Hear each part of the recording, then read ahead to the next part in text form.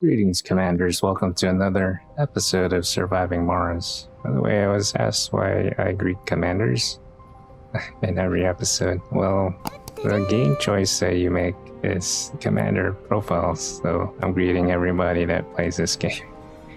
I'm not greeting a particular commander from a command that I've been part of. I'm just, greeting all commanders that play this game. But anyway, we're doing a bunch of things that prepare for getting us to the terraforming ultimate milestone, which is 100% of the atmosphere, the heat, water, and forestry.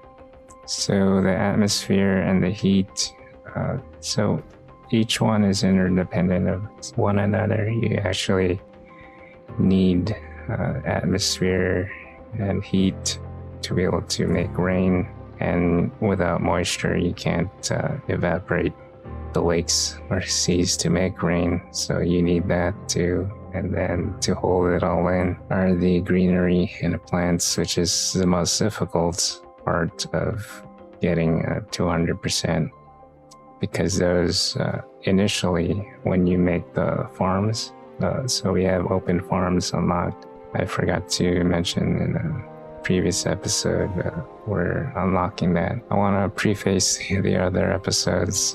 This is the open farm. This is actually, after seeing it work, it's an amazing thing to have.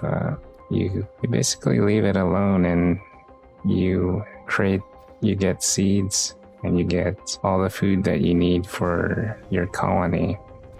The only thing that's a problem is transporting all this stuff. The drones are often overworked. You have to harvest these things because there's definitely a lot, like 2,000 units or 3,000 units of food at a time.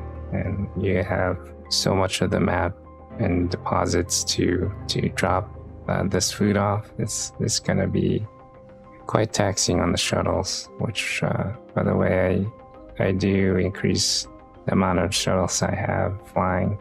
It's a sight to see later on in the late game.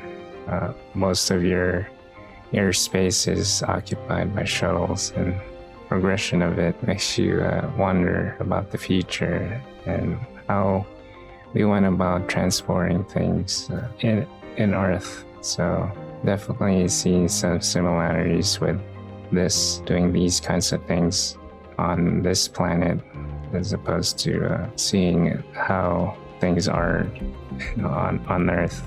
Transportation and of these, or the production of these things and transporting these things is definitely important, so that everyone gets their food and seeds or whatever whatever needs to be distributed, especially seeds. So other than the lake, so the lakes do require a lot of water. I hooked the power up to it for some reason. I think it does need water to activate the pumps, or it needs electricity to activate the pumps initially, but it does definitely need a bunch of water towers, so I do create a water farm. And there's a period where I ran out of metals in the previous episode, so somebody mentioned in the Reddit to do a couple meteor storm missions. They definitely raining down from the sky. The asteroids do have some materials for you to utilize in your game.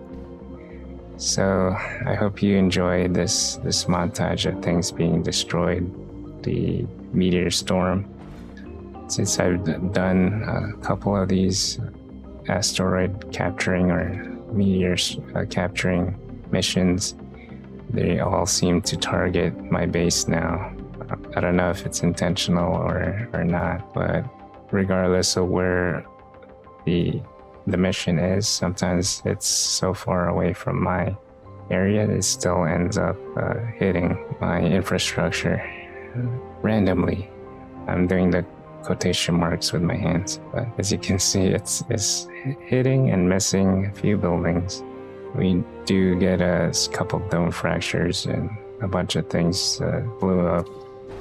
The drones and rovers do get destroyed, especially the explorer ones and the transport ones who try to look at the things that dropped from the sky, but there's a second one that follows where it last landed and hits that thing. So it's a tragedy, but normally things don't land the same place twice. In this game, you never know. So I have another depleted deposit, so concrete does go by fast, even when you don't notice it, especially with the upgrades. So as the days go on, the souls go on, it'll constantly mine everything in its sight.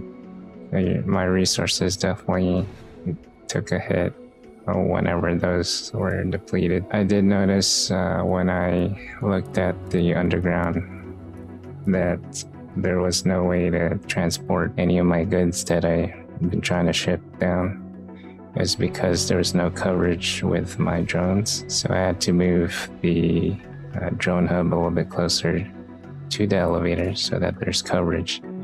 There's something you have to keep in mind in this game, the coverage area of the drone hubs. You hit control while you have the item selected.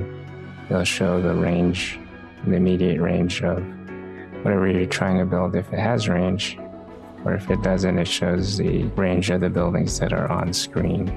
I noticed if you're fully zoomed in just on that item, it will just show that item. But if you're a little bit out and you have a couple items around and you hit control while selecting that item, you have the full range of every item that's on the screen. So that's something I learned. To fill up the lake, it takes a while, so it's definitely something that takes a couple of souls to do. We eventually upgrade to more lakes, but as our first lake, that's our first milestone. I forget how much science points you get, but we're definitely underway to terraforming our planet. Maybe we'll have missions regarding getting rain. At this point, I'll probably have toxic rain because of the lack of things in the environment that are suitable for life, especially atmosphere and the heat. It's gonna be cold rain whenever it goes down. I don't miss that. I used to have those back in Virginia. But anyway, this is all the time that we have. I hope you enjoyed this episode. Let me preface the second thing. So it's going to be a throwback Thursday, and I'm going to look for my summer car. I'm going to switch it out from Kerbal Space Program.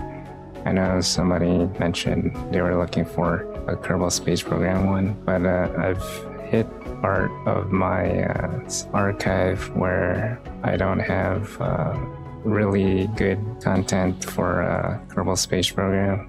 So I'm gonna wait on that, and we're gonna go do a My Summer Car one, where I'm gonna see if I have a video or a group of videos where I'm doing a full build of a car. But anyway, it's all the time that we have. Like the video if you liked it. If you want to see more future videos like this one, hit the subscribe button, ding that bell, and I'll see you in 3 days. This is John Nezodam signing out. Take care, stay safe, and remember, you're essential.